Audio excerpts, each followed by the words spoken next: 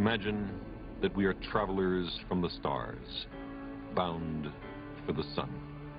We would discover it surrounded by 4 giant cloudy gas worlds, blue Neptune and its frozen moon Triton. And then, farther in, Uranus and its dark rings, made perhaps of organic matter.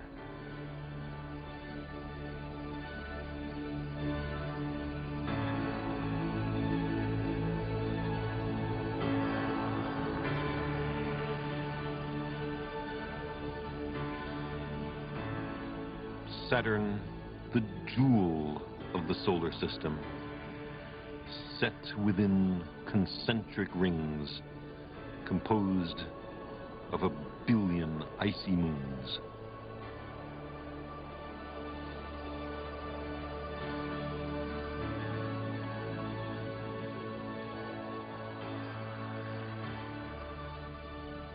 And finally, flanked by massive satellites, the largest planet, Jupiter. Its multicolored clouds studded with flashes of lightning.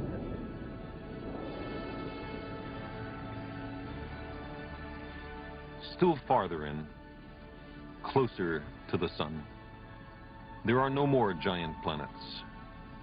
Only a host of lesser worlds made of rock and metal, some with a thin envelope of air.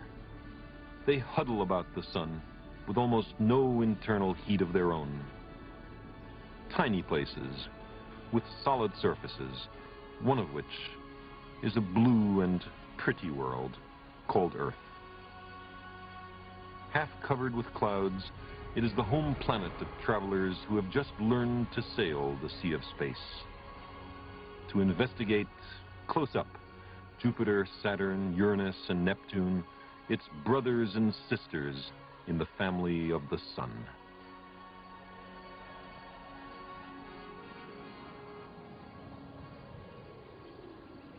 Human voyages of exploration to the outer solar system are controlled, so far, from a single place on the planet Earth, the Jet Propulsion Laboratory of the National Aeronautics and Space Administration in Pasadena, California.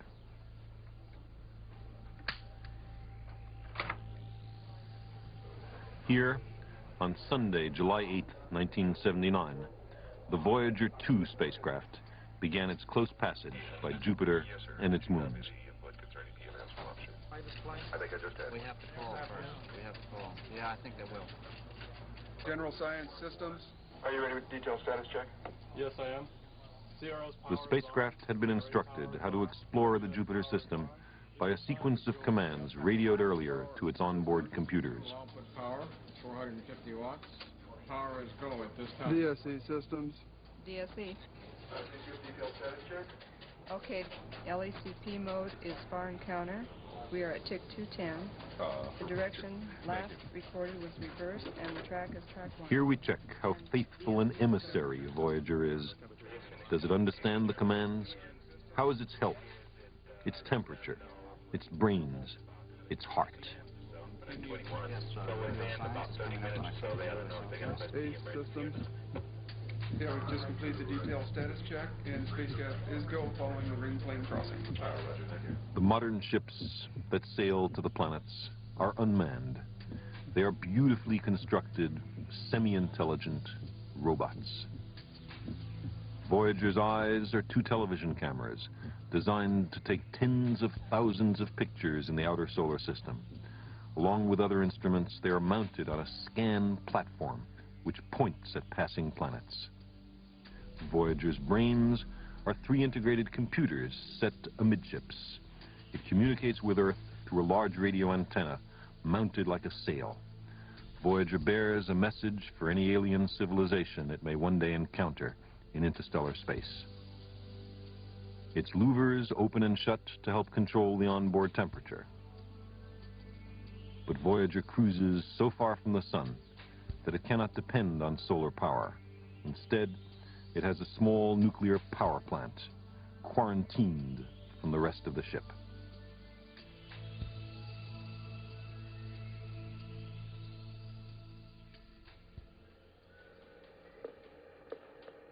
Many things can go wrong in such pioneering missions, so people are a little uneasy at Voyager mission control. Jupiter is surrounded by a shell of invisible but extremely dangerous high-energy charged particles. If Voyager flies too close, its delicate electronics will be fried. A collision with a small boulder in the rings of Jupiter could send the spacecraft tumbling wildly out of control, its antenna unable to find the Earth, its data lost forever.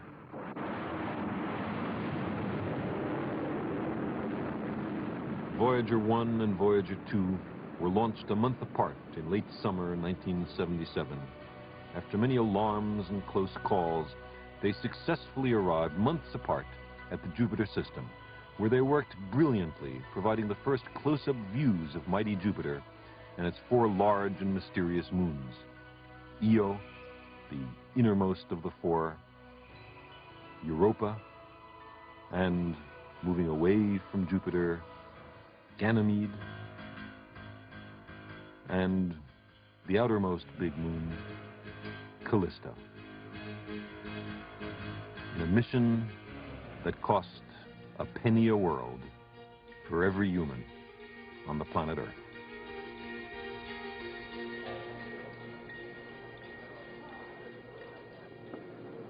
Voyager's passage by Jupiter accelerated it towards a close encounter with the planet Saturn. Saturn's gravity will propel it on to Uranus, and in this game of cosmic billiards after Uranus, it will plunge on past Neptune, leaving the solar system and becoming an interstellar spacecraft, destined to wander forever the great ocean between the stars.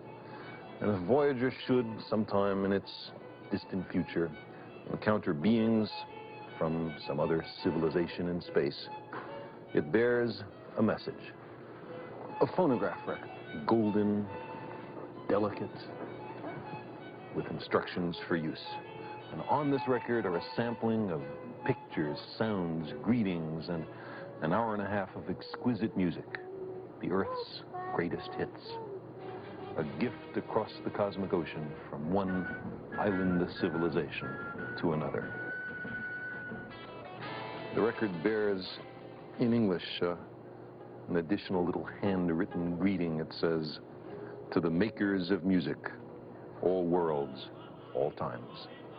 These voyages of exploration and discovery are the latest in a long series which have characterized and distinguished the human species. In the 15th and 16th centuries, you could travel from Spain to the Azores in a few days, the same time it takes now to cross that little channel from the Earth to the Moon. It took then a few months to traverse the Atlantic Ocean and reach what was called the New World, the Americas.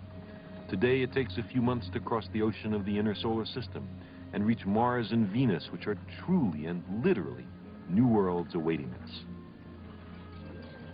In the 17th and 18th centuries, you could travel from Holland to China, say, in a year or two, the same time it takes now for Voyager to travel from the Earth to Jupiter.